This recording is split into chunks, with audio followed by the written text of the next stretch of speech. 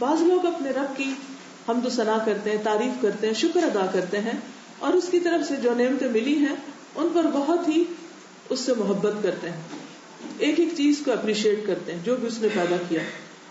اس کے برعکس کچھ لوگ ہوتے ہیں وہ اللہ تعالیٰ کی طرف سے ملنے والی چیزوں کو تو یاد نہیں رکھتے، ان احسانات کو تو بھول جاتے ہیں، لیکن ہاں اگر کوئی کمی بیشی زندگی میں ہے، چونکہ یہ زندگی ایک ٹیسٹ ہے، اگر اس میں صرف خوشیاں ہی ہوتی اور تکلیف دہ چیز نہ ہوتی تو پھر تو کوئی امتحان ہی نہیں تھا.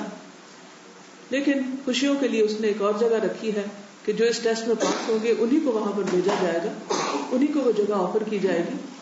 تو بہرحال کچھ لوگ اپنے رب کو بھی معاف نہیں کرتے اور اس کے بارے میں بھی منفی سوچ رکھتے ہیں، اور ان کو طرح طرح سے اس پر اعتراض ہوتا ہے کہ اللہ تعالیٰ نے ایسا کیوں کر دیا، ویسا کیوں کر دیا، اس کے ساتھ یہ زیادتی کیوں ہو رہی ہے، اس کے ساتھ ویسا کیوں ہو رہا ہے. وہ اپنی ایک سوچ کے تحت ایسا رویہ اختیار کرتے ہیں. لیکن کچھ لوگ اس کے برعکس جتنی نعمتیں ان کو ملی ہیں ان کو زیادہ گنتے ہیں، ان کی طرف ان کی سوچ زیادہ جاتی ہے، لہذا ان کو ہر طرف اللہ تعالیٰ کے احسانات نظر آتے ہیں. جس انسان کے دل کے اندر شکر کی کیفیت ہوتی ہے، اللہ تعالیٰ کے احسانات اس کو نظر آتے ہیں، ایسے لوگ دل سے، زبان سے اور اپنے رویے سے اس کا شکر ادا کرتے رہتے ہیں. زبان سے کس طرح؟ اللہ کی تسبیح بیان کر کے، اللہ تعالیٰ کا شکر ادا کر کے. اور زبان کی تسبیح جس کے مخصوص الفاظ بھی ہیں، سبحان اللہ و بحمدہ، سبحان اللہ العظیم، اور اس کے علاوہ بھی کچھ اور ورژنز ہیں، اس کے بارے میں نبی صلی اللہ علیہ وسلم نے ہمیں مختلف احادیث سے اس کی بہت تاکید کی ہے. حضور صلی اللہ علیہ وسلم نے ایک حدیث میں فرمایا، حضرت ابو ہریرہ سے روایت ہے کہ رسول اللہ صلی اللہ علیہ وسلم نے فرمایا کہ لوگوں اپنا بچاؤ کر لو، اپنے آپ کو محفوظ کر لو. تو لوگوں نے عرض کیا کہ اے اللہ کے رسول صلی اللہ علیہ وسلم، کون سا دشمن آ گیا، کس سے بچیں، کس سے بچائیں اپنے آپ کو، کہاں محفوظ کریں؟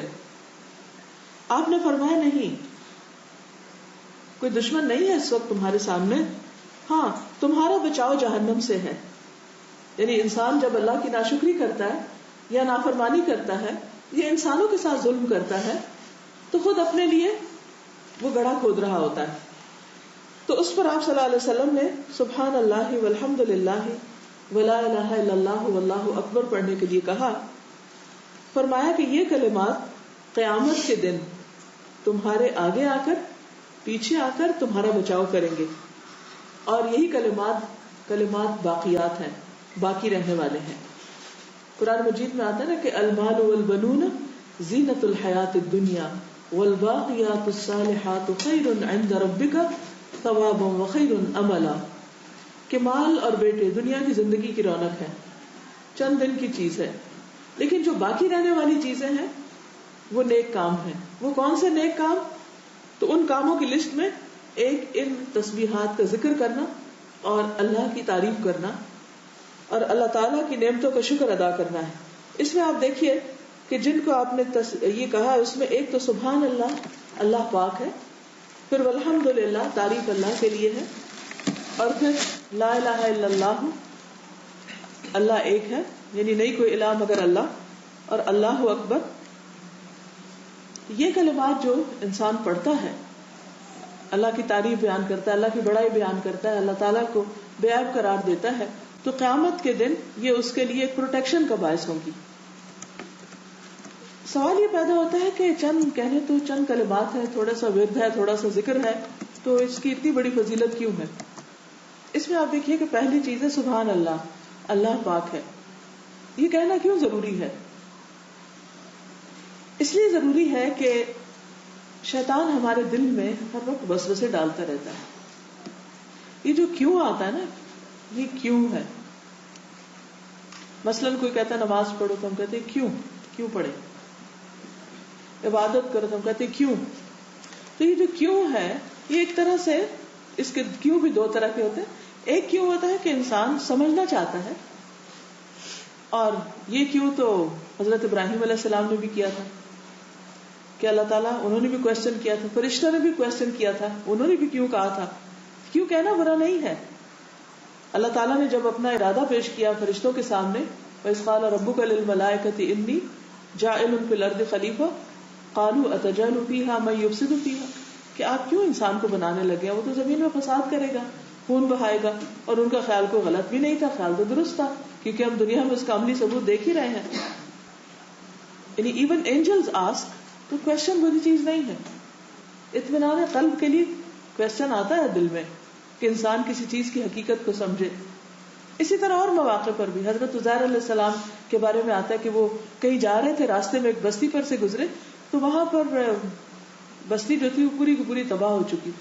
تو ان کے ذہن میں بھی کیوں آیا، کیسے، کہ یہ کیسے اٹھائے گا اللہ تعالیٰ اس کی، دوبارہ سب کیسے بنیں گے، مرنا، مرنے کے بعد جی اٹھنا، پھر حساب کتاب، پھر یہ کیسے، کیوں، کس طرح، یہ سوال سب کے ذہن میں آتے ہیں. خود اللہ تعالیٰ کی ذات کے بارے میں سوال آتے ہیں. سوال کا آنا برا نہیں، کیونکہ سوال رستہ کھولتا ہے علم حاصل کرنے کا. یہ کیوریاسٹی انسان کے اندر رکھی اسی لیے گئی ہے تاکہ انسان کچھ سیکھ سکے، کچھ حاصل کر سکے. اگر یہ سوال نہ ہوتے تو ہم عقل کا استعمال کہاں سے کرتے؟ تو جب پازیٹیولی ہم سوال کرتے ہیں تو اس میں کوئی حرج نہیں ہے کہ بات کو مزید سمجھنے کے لیے. لیکن ایک سوال ہوتا ہے اعتراض کے لیے، کسی کے کام کو لیٹ ڈاؤن کرنے کے لیے، اس کو حقیر کرنے کے لیے، اس کو ڈیگریڈ کرنے کے لیے، اس کو اس کی شان سے کم کرنے کے لیے. تو یہ دوسری طرح کا سوال اگر ذہن میں آتا ہے کہ جس سے نعوذ باللہ اللہ تعالیٰ کے بارے میں ایسا خیال آئے یا ایسا اعتراض ہو کہ انسان سمجھے کہ یہ جو کچھ کیا ہے اس کا کچھ فائدہ نہیں ہے اور یہ کرنا نہیں چاہیے تھا اللہ تعالیٰ کو، نعوذ باللہ، یا یہ کہ یہ کیوں، اور یہ تو اٹس انفیئر، اٹس انجسٹ، وغیرہ وغیرہ. یہ چیز جو ہے جب انسان کے اندر آنے لگتی ہے تو ان وسوسوں اور ان باتوں کا اور اس نیگیٹیوٹی کا علاج کیا ہے، انسان کرے کیا؟ اس کے لیے جو حل بتایا گیا وہ ہے اللہ کا ذکر. کہ انسان کے دل میں جو ہی ایسی کوئی بات آئے تو انسان کے سبحان اللہ، اللہ پاک ہے اس بات سے کہ کوئی بھی غلط کام کرے یا کوئی نا انصافی کا فیصلہ کرے یا کسی کے ساتھ ظلم کرے یا کسی کے ساتھ زیادتی کرے. اس سے تو سب سے پہلی صفت جو قرآن مجید میں اپنی بیان کی ہے بسم اللہ الرحمن الرحیم، کہ وہ انتہائی مہربان، بار بار رحم کرنے والا ہے. تو اس لیے اس کی تو کوئی بھی چیز جو ہے وہ ایسی نہیں ہو سکتی کہ جس میں کوئی نقص ہو. اس کا ہر کام جو ہے وہ فائدے کا ہی ہے. پھر آپ دیکھیے کہ اس کو مزید یہ تو اس کو یعنی ہر چیز سے بے عیب قرار دینا ہے. جو ہی وسوسہ ہے کہ سبحان اللہ، ہو نہیں سکتے. دوسرا ہے والحمدللہ، صرف یہ کہنا کافی نہیں کہ اللہ میں کوئی عیب نہیں، بلکہ یہ بھی کہ اس نے تو اتنے اچھے کام کیے کہ سب تعریف اس کے لیے. تو کہنے کا ایک یہ انداز ہے، ایک سلبی انداز ہوتا ہے کہ کسی کو کسی منفی چیز سے پاک کرنا، اور ایک جو ہے وہ تعریفی انداز ہے جس میں اللہ تعالیٰ کی حمد و ثنا بیان ہو رہی، والحمدللہ ولا الہ الا اللہ، اور اس کی توحید کا بیان، واللہ اکبر، اور اللہ سب سے بڑا ہے، سب سے بڑا، مجھ سے بھی بڑا، تمام انسانوں سے بڑا، ساری مخلوق سے بڑا. تو وہ اس بات سے پاک ہے کہ وہ کوئی بھی غلط کام کرے، ایسی چیز کرے کہ جو نہیں کرنی چاہیے.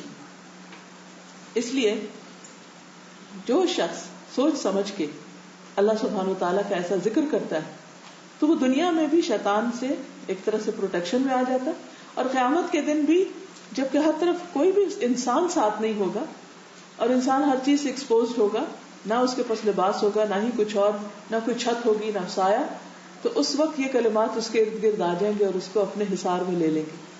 تو اس لیے ان تسبیحات کا پڑھنا انسان کے لیے بہت فائدہ مند ہے.